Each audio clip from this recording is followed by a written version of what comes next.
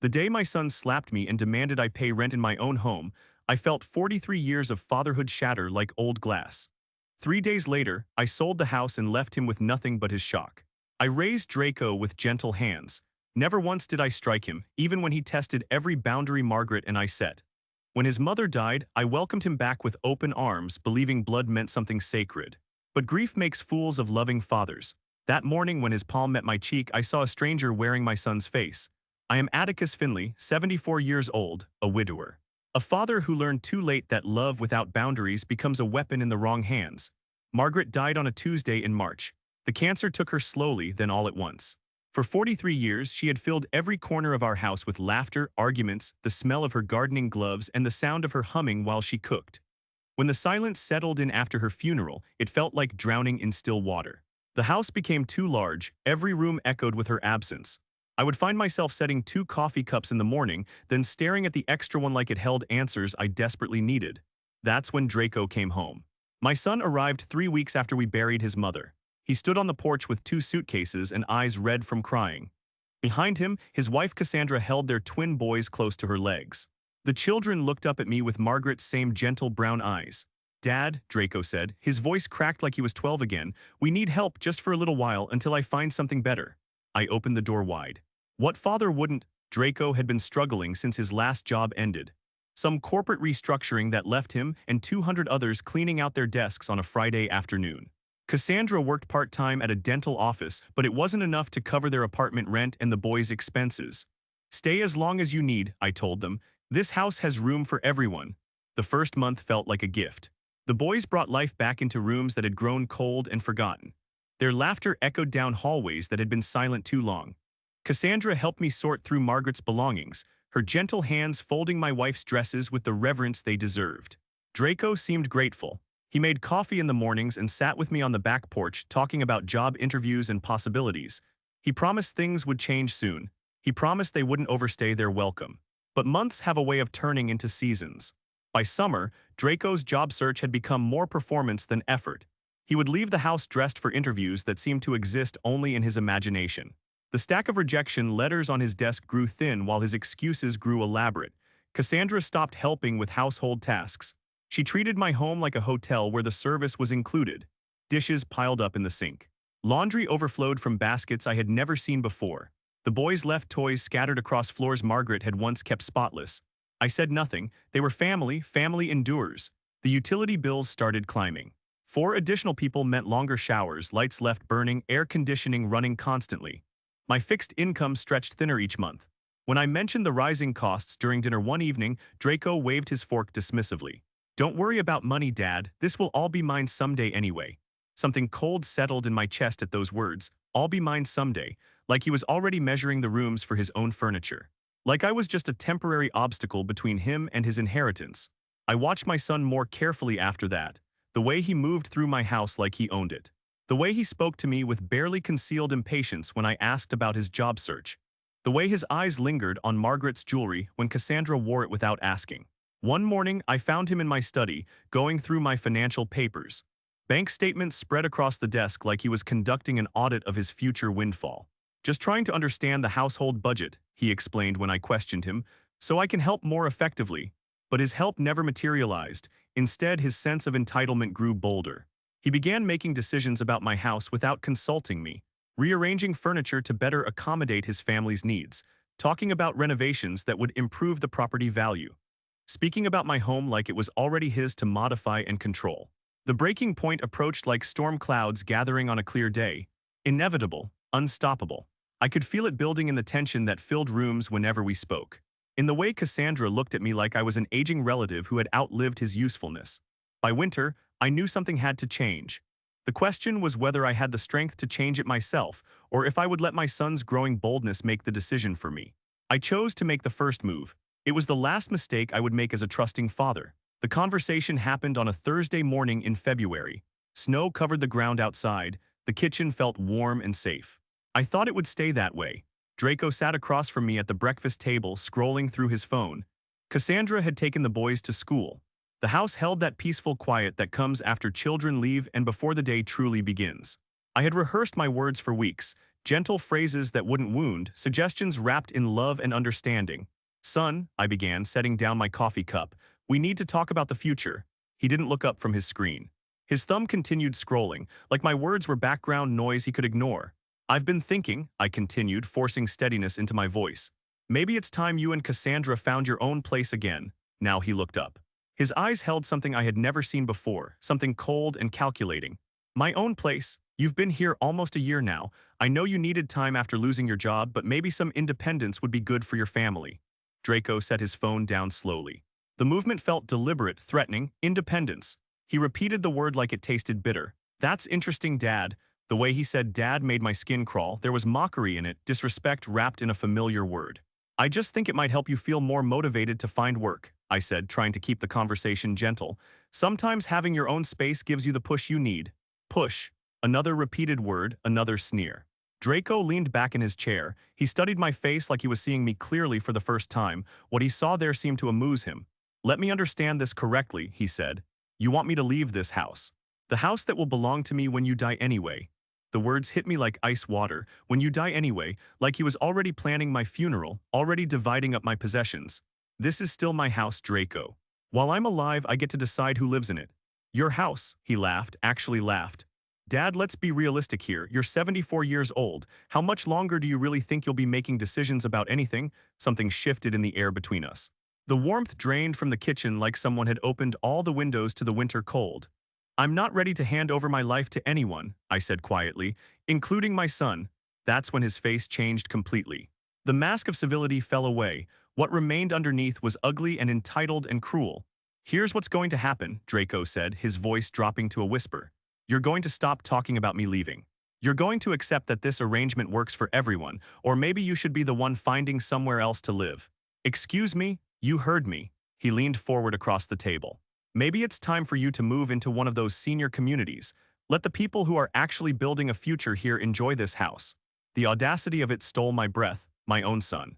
Suggesting I abandon the home Margaret and I had built together, the home where we had raised him with nothing but love and sacrifice. This is my house, I repeated, but my voice sounded weaker now. Older. Not for much longer. I stood up from the table. My legs felt unsteady, but I needed to end this conversation before it went somewhere we couldn't return from. I think you need to reconsider your attitude, I said. And I think you need to start looking for your own place. I'll give you 60 days. Draco stood up too. He was taller than me now. When had my little boy become this towering stranger who looked at me with such contempt? 60 days, his voice rose. You're giving me an ultimatum in my own house. It's not your house. It will be, not while I'm alive. That's when he moved toward me, fast, angry. His hand came up before I could react. The sound of his palm hitting my cheek echoed through the kitchen like a gunshot. The pain was sharp and immediate, but the shock was worse. In 74 years of life, no one had ever struck me, certainly not my own child. I touched my face where his hand had landed. The skin felt hot and tender, my cheek throbbed with each heartbeat. Draco stood over me, breathing hard. His eyes held no remorse, no shock at what he had just done. Only cold satisfaction. Here's how this is going to work, old man, he said. You want to live in this house? You pay me rent, $500 a month, or you pack your bags and find somewhere else to go. The words came from far away. Like I was hearing them through water, pay him rent in my own home, the home I had worked 40 years to own outright. You just hit me, I whispered. I got your attention, he replied. Now do we have an understanding? I stared at this stranger wearing my son's face. This person I had raised with gentle hands and endless patience. This man who had just demanded I pay him to live in my own house. The slap still burned on my cheek, but something else was burning now too, something deeper and more dangerous. We have an understanding, I said quietly. Draco smiled. He thought he had one. He had no idea what he had just unleashed. The moment Draco left for his imaginary job interview that afternoon, I picked up the phone. My hands shook as I dialed, not from fear, from something else entirely. Something that felt like power returning to bones that had forgotten their own strength. Gatsby Realty, this is Hermione speaking. Hello, my name is Atticus Finley. I need to sell my house. Quickly, 3 simple sentences. 24 words that would change everything. Hermione Gatsby arrived within 2 hours. She was younger than I expected, with kind eyes and a firm handshake. The sort of person Margaret would have liked immediately. Mr. Finley, are you certain about this decision? Selling a family home is a big step. I touched my cheek where the sting of Draco's slap had finally faded. The memory remained fresh as morning coffee. I'm certain. We walked through every room. She took notes on a small tablet while I pointed out improvements Margaret and I had made over the decades. New hardwood floors in the bedroom, updated electrical throughout. The kitchen renovation we'd saved 3 years to afford. This is a beautiful home, Hermione said as we finished the tour. In this market, I expect multiple offers within days. How many days? 3 at most, maybe less. Perfect. That evening, I cooked dinner like nothing had changed. Pot roast with vegetables, Margaret's recipe. The kitchen filled with familiar smells that reminded me of better times. Draco came home in a foul mood. Another rejection, he claimed. Another company that failed to recognize his talents. Any luck today? I asked, setting his plate down gently. Nothing worth mentioning. He cut his meat with unnecessary force. This job market is impossible. I nodded sympathetically. Inside, I was calculating timelines. Hermione would list the house tomorrow, photographs in the morning, online posting by afternoon. I've been thinking about what you said this morning, I told him. His fork paused halfway to his mouth. About the rent, about finding my own place. Now he looked up, interested, like a predator who smells wounded prey, and, maybe you're right, maybe it's time for me to move into a senior community. The smile that spread across his face made my stomach turn.